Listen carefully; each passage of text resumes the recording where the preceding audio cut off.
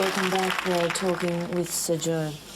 Sir Joe, have you ever taken a bribe? Oh, now, Jana, I tell you that you weren't going to open that discussion. Sir Joe, have you ever taken a bribe? Oh, well, you know that's wrong. You know, I've never done that. That you are wrong, Jana. You are wrong. You know that. You know you are wrong. You're wrong, wrong, wrong, wrong, wrong. So you're saying I'm wrong? No, I'm not saying that. There you go again.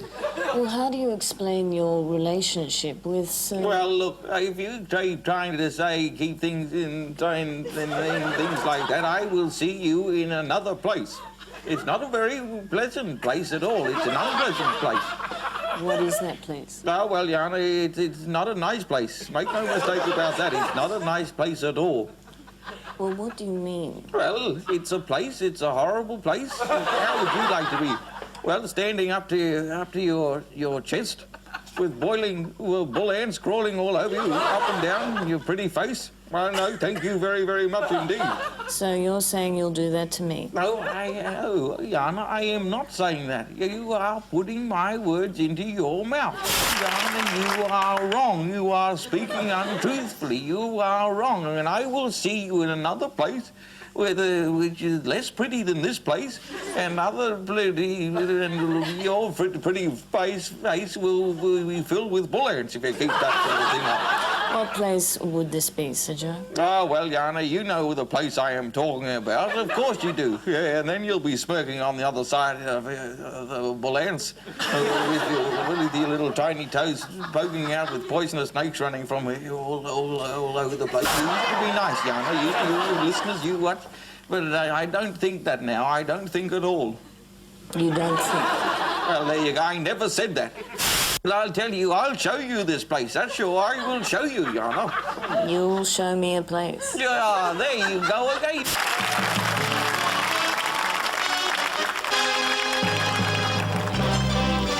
Thanks for doing this. We all know that pyramid selling is illegal, but it still traps unsuspecting members of the public into a crippling spiral of debt. Tonight we look at a pyramid selling scam which had painful consequences for Mrs. Nancy Roach of Sullage Hill. Well, Mrs. Roach, how did you become involved with the perpetrator of this scheme? Well, he was such a kindly old gentleman, Jana. I first met him through Lester in the nursing home. This is Lester. What did the man tell you? Oh, he said that he was Pharaoh Amenhotep III, but that I could call him Cecil. I was sceptical at first, but he showed me some photos of his family like this one, and before long I started to believe him. I see. What was he trying to sell you, Mrs. Roach? Well, he said he had a travel business, and if we gave him $14,000, we could have 1 week every year in the Great Pyramid of Chops. Cheops. Yeah, that's the one. We'd been to Tassie once, but we'd never been to Egypt.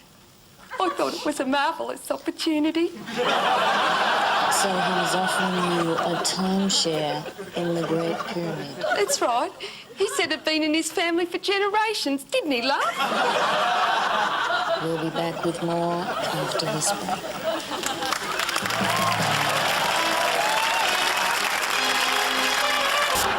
For the past 3 months, we've been hearing extraordinary stories of a family living in Turadin who've experienced some bizarre religious miracles.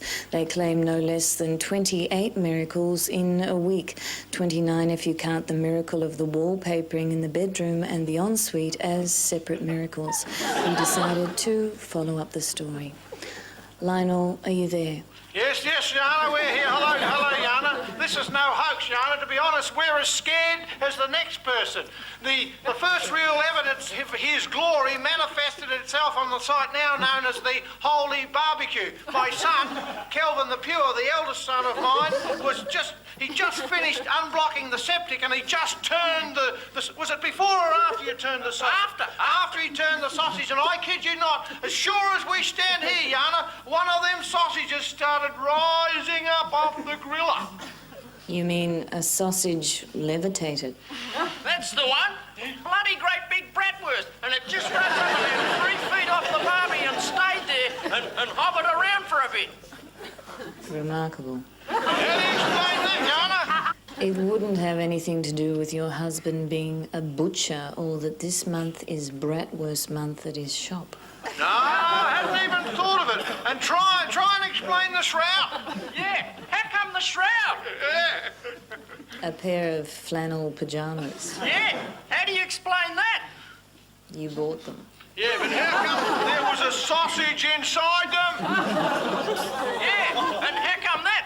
And how come when you rub that same bratwurst against Denise cheek, she suddenly has the gift of tongues? Oh, George, you've a pal that I Yeah, and Dad, tell them about feeding the multitude. Yeah, good one, Kelvin. I was down having a footy do, and I had tons of me famous bratwurst with me, and the bloke said, geez, we're hungry, and I fed them, and suddenly they weren't hungry no more. Joining me in the studio is a representative of the Australian Butchers Association.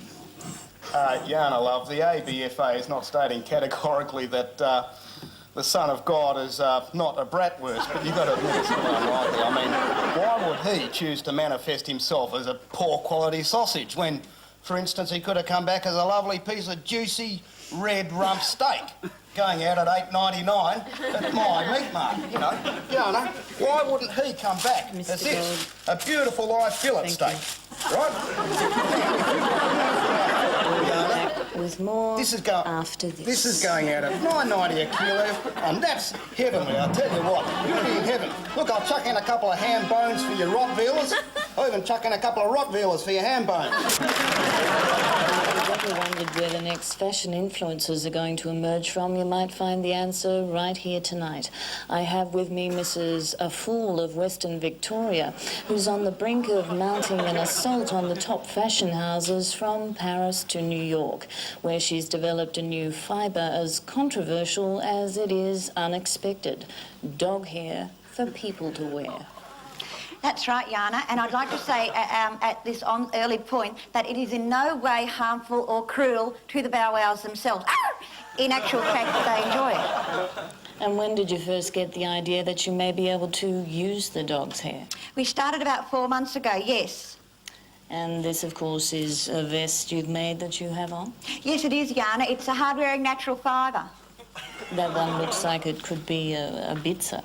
No, actually, not this one, no. We originally started off with the larger dogs, German Shepherds, but I did have some difficulty with the shearing of those before any real success. So we've now turned to the smaller breeds, and of course, once I get the feelings back in my hands, we will be continuing to shear and make some more of the beautiful vests that I have on now.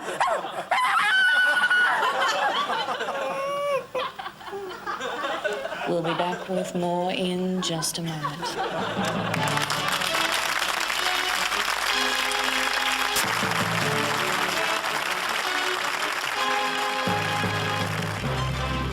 Thanks for joining us. Few things in recent times have so upset environmentalists as drift net fishing.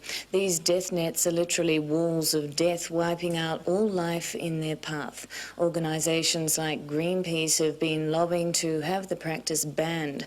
Now it seems drift netting is much closer to Australia than we ever imagined. We're crossing live to Alan Peterson of Greenpeace. Can you hear me, Alan? Yes, Jana, I can. Alan, your organisation says that it has evidence of drift netting reaching Australia. Yes, we do, Jana. I'm standing next to a drift net that Greenpeace has discovered here in suburban Surrey Hills. This is shocking. As you can see, the drift net, well, it's practically invisible and indiscriminately sweeps down, killing innocent people who are in the middle of horrible death. Jana, now look, number 19, what we're talking about is a whole delicate ecosystem here, Jana. If Mrs. Richards can't work in a tuck shop, the whole high school could go under. It's a wall of death. Here's Neil, the newspaper boy, and shocking, indiscriminate death, Jana. And most shocking of all, most personally upsetting to me, is Stiffy the dog. This is just horrible death. Does Greenpeace know why these nets have been set? Well, we can't say for sure, but we can only assume it's been set here for telecom technicians. Telecom technicians. That's right, Dane. Parts of the Orient, telecom technicians' testicles are highly valued. They're ground up and used as an aphrodisiac. I assume that's illegal. Well, it's not illegal to grind your testicles, Jana, but the powder itself is a prohibited export. Thank you, Alan. Thank you. We'll be back with more in just a moment.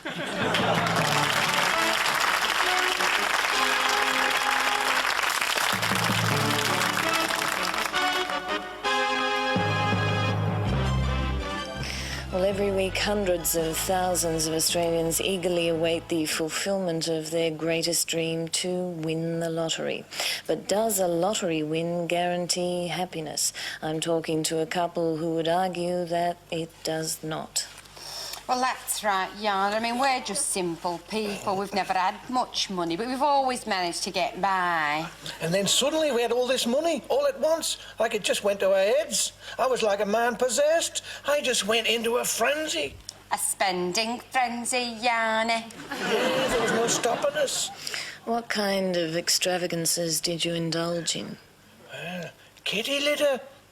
On the same day, $8.50's worth. I just went crazy. And another $2.85 on a packet of cashmere bouquet. Didn't you purchase some more expensive items? Oh, yes, of course we did, Jan. I mean, I knew I shouldn't have at the time, but I couldn't resist it. Resist what? An entire set of coloured plastic bowls. $35. Can you believe it? $35. Exactly how much did you win? Well, let's just say it was somewhere around 190, 200. $200,000. Oh, no, $200. Well, $195, actually. And 65 cents. $195.65. Yes, Division 4. And it's all gone, Yanni. We'll be back with more in just a moment. Aye, we did, and then we had a counter tea, didn't we? And then we had a ride on the garbage truck.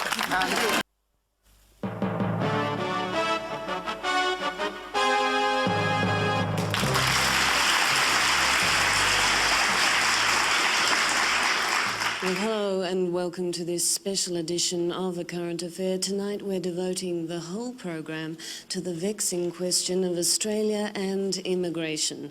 Do we have too many migrants? Too bloody right we do. Sir, you will get your chance in just a moment. Should Australia be considering restricting its migration policy? How do migrants feel themselves? Not so bad, Jana.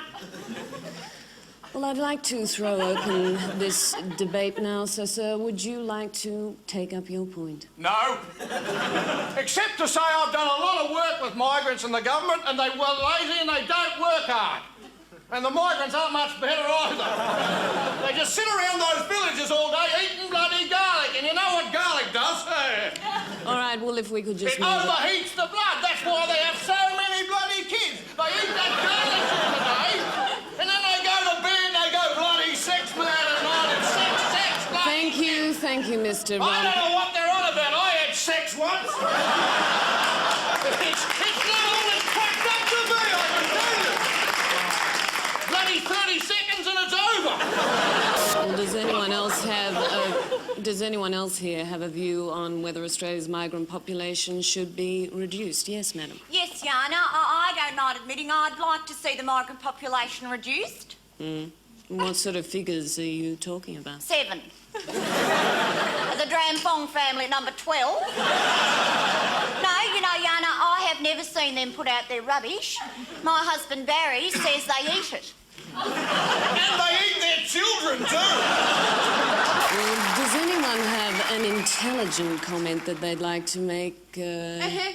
Yes, that lady up the back. Now, the problem with these people, now am I wrong, is they can't speak English. Hug the way till I'm asher all, nay hug the way and you hug your whisher all. Do you lip your toddies away, Highland chucker, and I'll do you, Jimmy. You're saying you can't... You can't understand a word they're saying. Well, Professor Blarney, was there something that you wanted to say? Well, I think we should be looking at the question both in terms of assimilation within an already complex culture, as well as the inherent strains it will put on existing social and economic infrastructures. Professor, what exactly are you trying to say? Well, basically, all migrants eat their children. What about those migrants who aren't legal? You know, there are hundreds of thousands, millions of the illegal ones coming to our shores every year. They're building their little places, you know, no visas at all. They're building their little places out of stones, out of rocks and twigs and mud. Yes, and they're stealing our fish and they're eating it raw. You wouldn't happen to be thinking of migratory mutton birds? Call it what you will, Jana.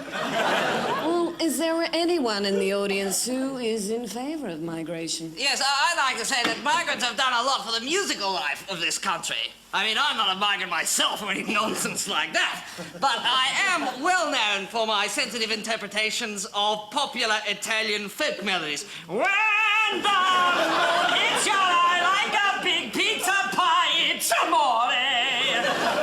Of course, the judges, in their wisdom, saw fit to award the first prize to a fat 14-year-old wog boy playing the piano accordion. Thanks very much for that. Now, look, there is an argument that all white Australians are migrants in this country and that the Aboriginal population are the only true Australians. I find that very offensive, Jana. Very offensive indeed, actually, please. You know, we've been living in Mentone for 14 years and yes, I have. And I can honestly say I have never seen an Aboriginal. You know what the problem is? It's bloody Bob Hawke. Bob Hawke is an Aboriginal. You have a look at those flared nostrils, eh? That's why he can stand on one leg so bloody long. Yeah, of course it is. That's why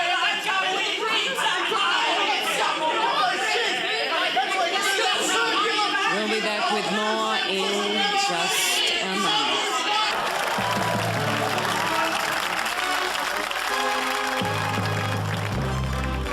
Well, thanks for joining us. The Roget's Thesaurus is famous the world over. Everyone at one time or another has consulted this remarkable book to find the right word they need when the word they have just won't do. Tonight we're speaking to the man behind the Roget's Thesaurus, Mr. Peter Marg Roget. Mr. Roget, thanks for being with us. Thank you, Jana. It's a great pleasure. Thrill, excitation, enjoyment, gratification, sensuousness, self-indulgent dissipation to be here tonight. Well, thank you. Oh, no, don't thank me. I'm very happy.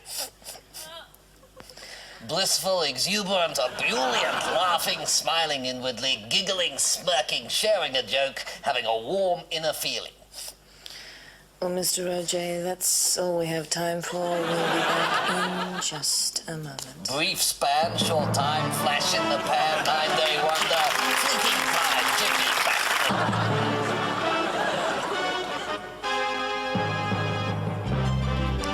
Thanks for joining us. For many people, winning Tats Lotto is the answer to their dreams, but according to June and Ernie Pollock, money can't buy everything. June and Ernie, you recently won First Division Tats Lotto. How much did you actually win? Well, I suppose you could say we won what would seem like a lot of money to some people. How much did you win? $50 million. $50 million. That certainly seems like an awful lot of money.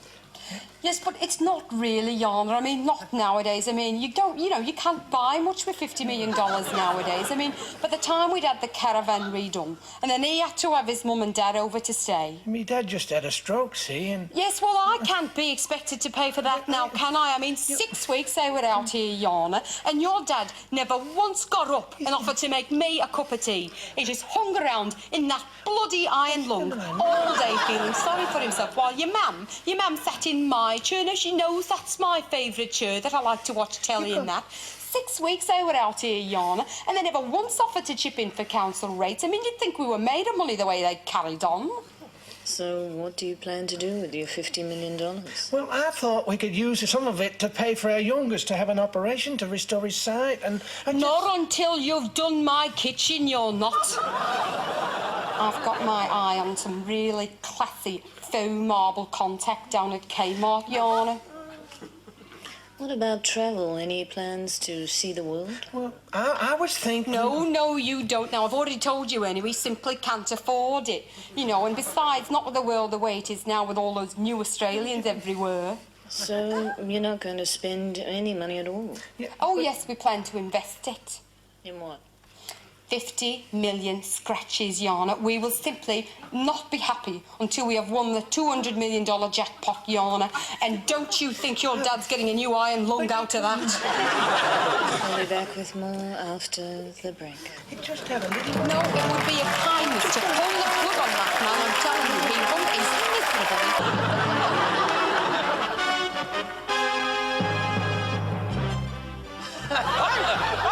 Welcome to the current affair. I'm Maxie Walker and this is Louis Ricky. Jana's been sidelined for a couple of weeks with a groin, and Louis and me have come off the interchange bench straight onto the ball. We've banged on the old pads, kicked up the old willows, slapped on the old box, eh, Louis? I wouldn't slap on your box for quids, Maxie. Hey, did you like that one? Louis. Let's get on with the hard-hitting current affairs. We're going to be talking to the treasurer, Paul Keating, about any funny anecdotes. Oh, sorry, I just spat on you, Louis. Oh, disgusting. Did you like that one? Did you like that one, Maxie? No worries, Dick Rain. Bloody hell. And then we're going to be looking at the story about a plastic surgeon who's bungled 25 nose jobs on the run. Gee, Maxie must have been the same bloke who did yours. Hey, did you like that? Hey, did you like that one? I'll give you bloody lockers, Mrs. F, you bloody old bugger! Wait until I get my hands on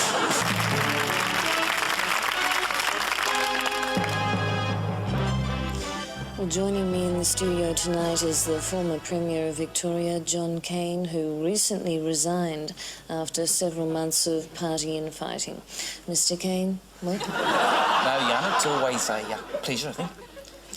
Well, there's been a lot of analysis of your 8-year term as Premier of Victoria. What do you think the people of Victoria will miss about the man, John Kaine? Well, I think it goes without saying, Jana, that analysis has certainly been made. People have been canvassed regarding my style of leadership.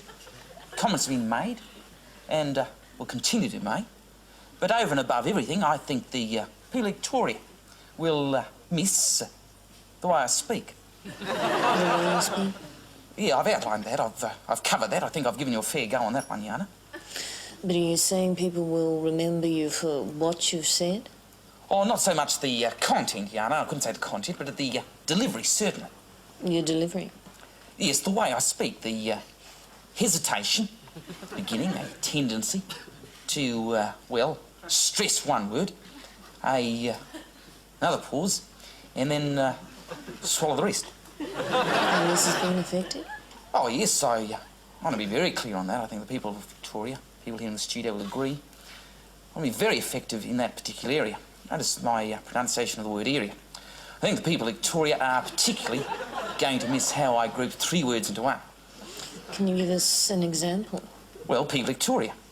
National tennis centre. Victoria's Olympic bid. To name a few, my technique has always been, Jana, to say them all in one go and then take the breath afterwards. Are there any words you had difficulty saying? Oh, yes, couldn't deny that. Pyramid, work here, deficit, and any word within it. Words within it? Oh, yes, I think I've made it very clear, Jana. Words like State Bank, National Safety Council, Tricontinental.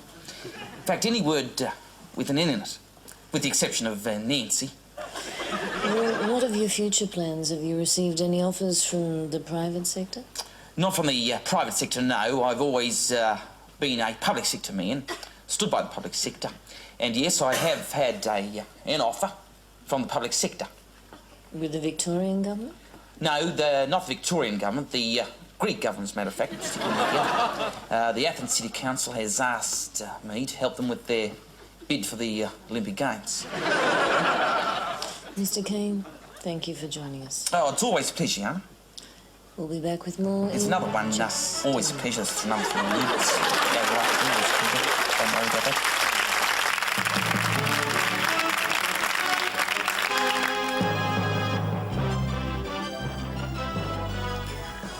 the media becoming too trivial?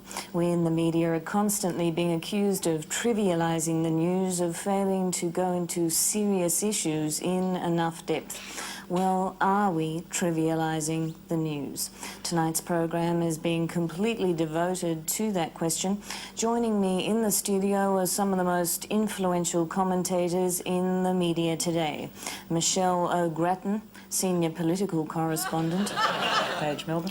Dermot Garson, sub-editor with The Independent and for several years at The Australian on the Foreign Affairs desk. Honoured, Jana. Ray Seton, head of the current events desk for the Adelaide Advertiser. Delighted. Gwendolyn Jeffries, freelance journalist with several years covering the Cambodian crisis before joining UNESCO. And Marion Pillick, who has had extensive experience with New Idea and Women's Weekly. And from television, the incomparable Nathan Grimmins, who for 9 years headed the BBC News office. Hello. Lance Purvis, senior news advisor to the Australian Broadcasting Corporation before leaving this country to head the NBC News desk in Chicago. Jana. And Sandra Breshak from the ABC's Four Corners program. Good evening. From radio, the highly respected voice of Lionel Farquhar. Good evening. And Juliet McKenna of the World Review team. Hello. Well, sadly, that's all we have time for tonight, so if I could thank Michelle. Thanks, Jana. Pleasure. Dermot. Thanks, Jana. Ray. Pleasure, Jana. Gwendolyn. Thank you. Marjorie. Nathan. Hello. Lance. Thank you. Sandra. Thank you. Patty. Good evening. Lionel. And Juliet, very much for coming in. We'll be back with more tomorrow night.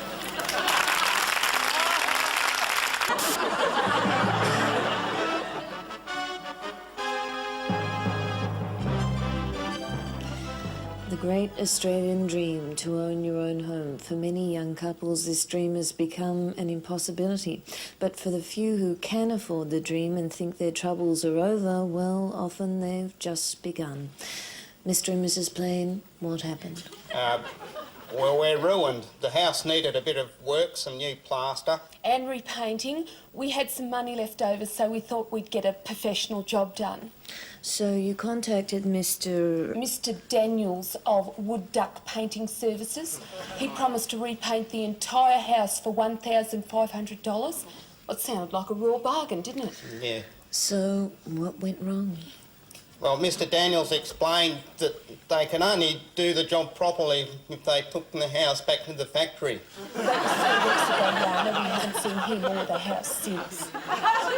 He took your house? Yes, and now he doesn't answer the phone and we don't know what to do. We're at our wits' end. We've even put up little signs in all the local milk bars. Missing. A white 3-bedroom brick house answers to the name of Craig Lee. Craig. We'll be back with more in just a moment. Craig Lee, if you're out there, we're still waiting for you. Take that, you little bubble.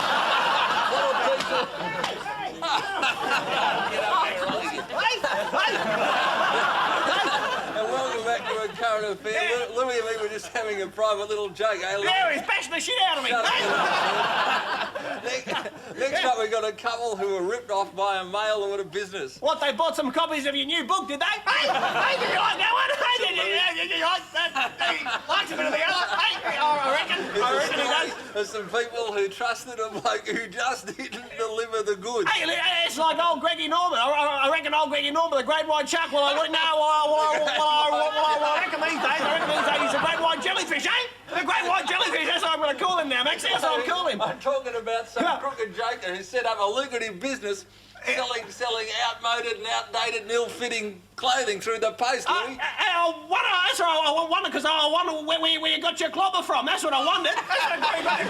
Look at your little finger slave.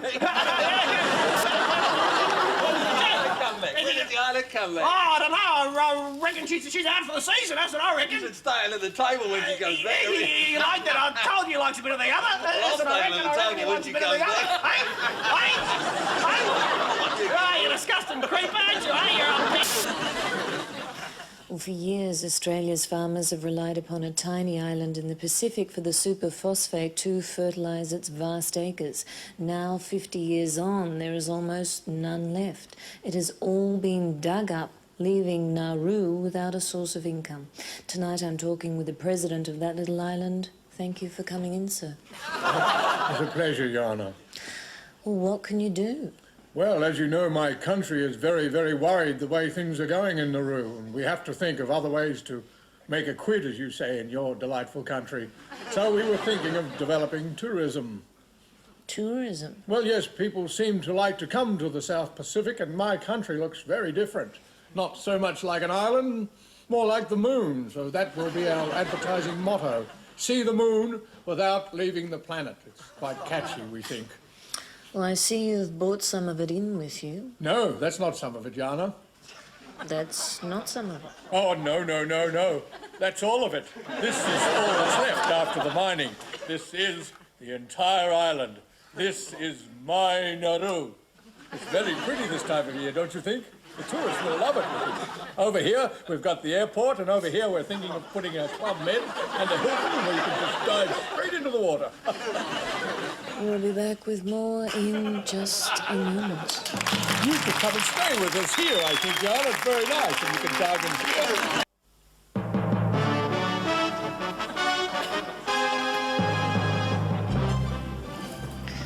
Hello, thanks for joining us tonight. The remarkable story of a man who underwent sex change surgery to become a woman and then changed her or his mind and became a man again.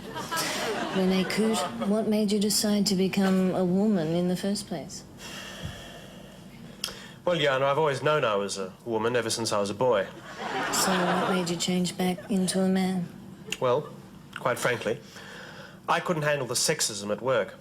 I was constantly being subjected to all sorts of innuendo and sexual harassment. What sort of things are you talking about? Well, I was working as a secretary at the time, and, well, I suppose it just started off as a harmless pat on the bum, but, well, I'd be doing some photocopying, and suddenly I'd be pressed hard up against the machine. Was this your boss or a colleague? No, it was me.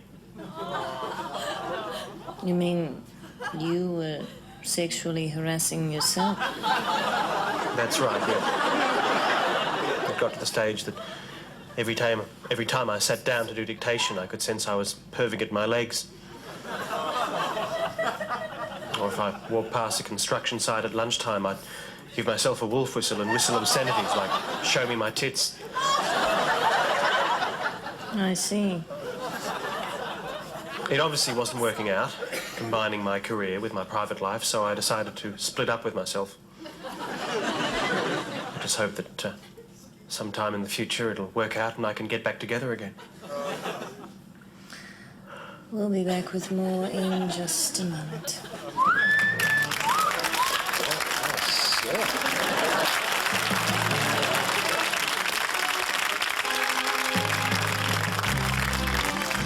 Well, thanks for joining us. Part of the new programming plan to take the Nine Network into the 21st century is the signing of American television colossus Bob Shanks. Yeah!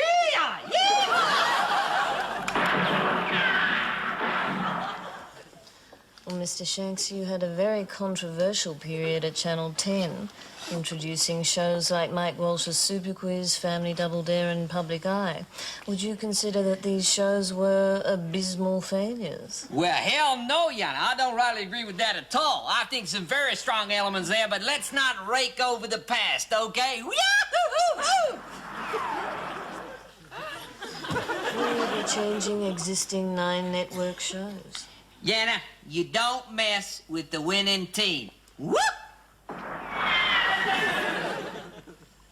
So you won't be piping chocolate sauce into Burke's backyard, and we won't see Robbo wrestling in jelly or Tony Barber throwing cream at his contestants. You know, you got yourself a whole mess of great ideas there. You should be in the programming area.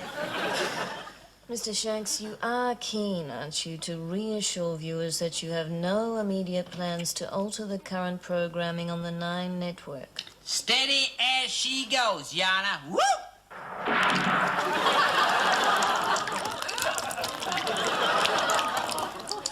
Mr. Shanks, thanks very much for joining us. Well, that should give us a few rating points, eh, Jana? Yahoo! We'll be back with more in just a moment.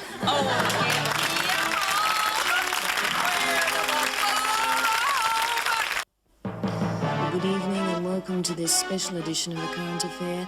Recent reports have suggested Australians are watching too much serial drama, in particular soap operas, and suggesting they are changing our lives. So can I just ask our studio audience, are we being adversely affected by soap operas? Jana, yes, I'd like to say something. I watch television soap operas occasionally, certainly, and my marriage is still strong. Or at least it would be if my wife hadn't chosen to have an affair with my ex-best friend and former business partner, Jeffrey Flint. Don't just sit there pretending you don't know who I am. I know who you are. Jeffrey Livingston Flint. Oh, ho, ho, ho.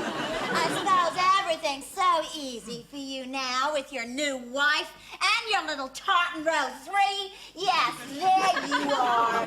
Well, I bet you, frigid bitch. So, what you're saying is that soap opera has placed some strain on your marriage. I've said a lot of things, Jana. I think we all have. Don't listen to that woman, Jana. She escaped from the Grovedale Psychiatric Institution this morning.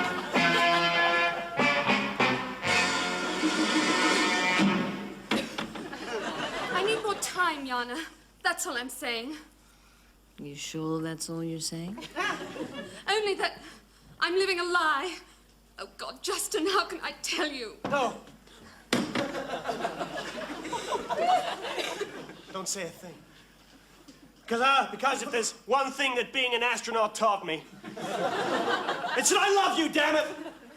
And I know that with you by my side, hell, I can beat this trumped-up alcohol manslaughter rap. Won't you make me the happiest man in the world and say yes? Oh, Justin, I can't.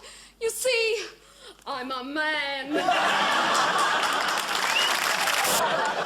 Yes, well, perhaps we could get in a professional opinion on this one. Dr. Goethe Boner from the Institute of Applied Media Research. You're with us here tonight? Yes. That's right, Jana, and contrary to public opinion, our research has proved conclusively that watching soap operas has no negative side effects whatsoever. Stop, Jana. I won't be silenced anymore. That woman is not Dr.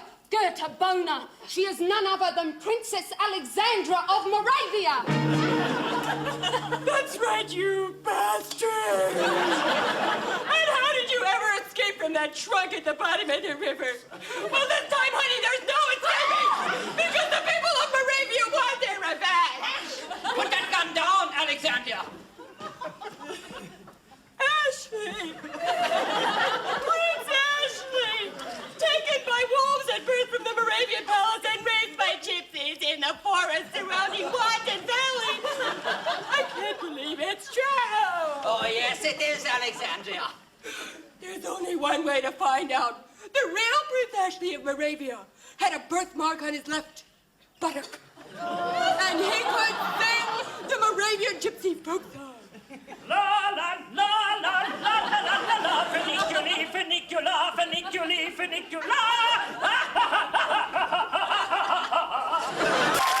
Thank you very much. If I can just recap, you're saying that you are the true Prince Ashley, long lost heir to the throne of Moravia. Liar! I am the true Prince Ashley, stolen at birth and hidden for 25 years in a wardrobe by none other than Jeffrey Livingston Flint, friend of Moravia. You are Ronald Squibb's boom operator, so sit down. I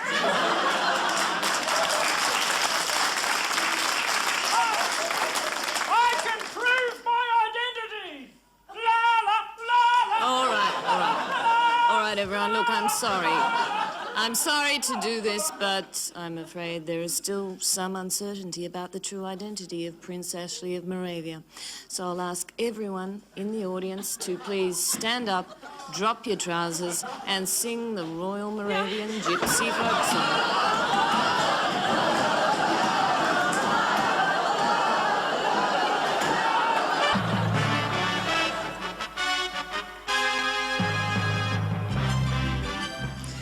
Good evening, thanks for joining us. Parents with babies know of the pain wet nappies can cause their young ones. Unfortunately, the only way parents know when their babies have soiled themselves and need changing is when the baby cries out in pain, usually at 3 in the morning. But Dr. Elmer Goodman has devised a new type of nappy that should put an end to those nappy rash blues. Good evening, Dr. Goodman. Good evening, Jana. Nice to be here. Dr. Goodman, could you explain how your new nappy works? Happy to, Jana. Very happy to. Now, as you know, babies have very sensitive skin. And the longer it takes for a parent to change the nappy after the baby starts crying, the more pain that baby endures. So how does your invention prevent that? Very simple, Jana, very simple. In order to let the parents know the instant that a baby wets itself and needs a nappy change, I have installed inside the nappy here a special moisture-activated trigger that goes off as soon as the baby has done its, its business. Could you give us a demonstration? Please to, Jana, please to. You can just use this. Oh, OK, good. There.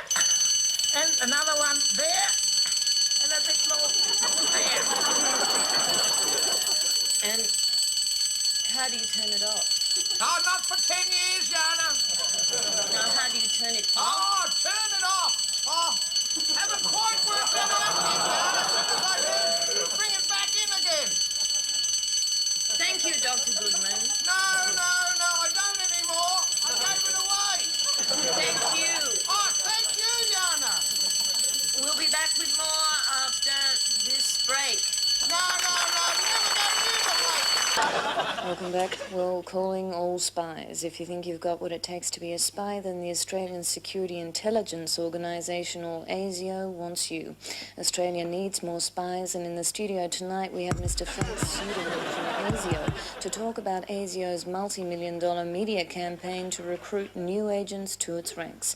Mr. Pseudonym is not using his real name for security reasons. Mr.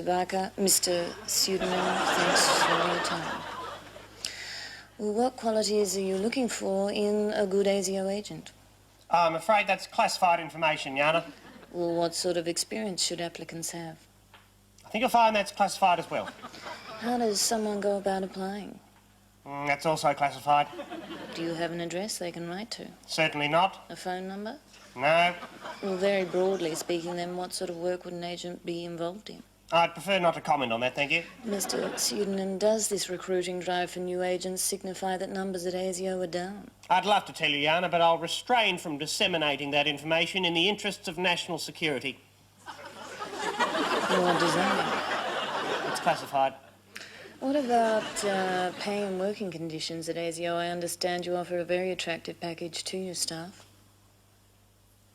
What percentage of applicants succeed in becoming full-time? Mr. Pseudonym, thanks for your time tonight. Thank you, Jana. It's been a pleasure to appear on the show, and it's been nice to be able to present our side of the case for once.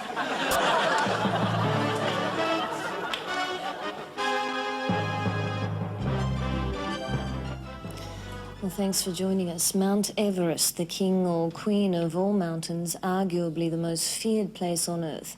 Many expeditions have attempted its unforgiving slopes using different approaches and have been successful. Others, sadly, have ended in tragedy. Few people, however, have attempted to eat Mount Everest. Geraldine Sparrow is one such person.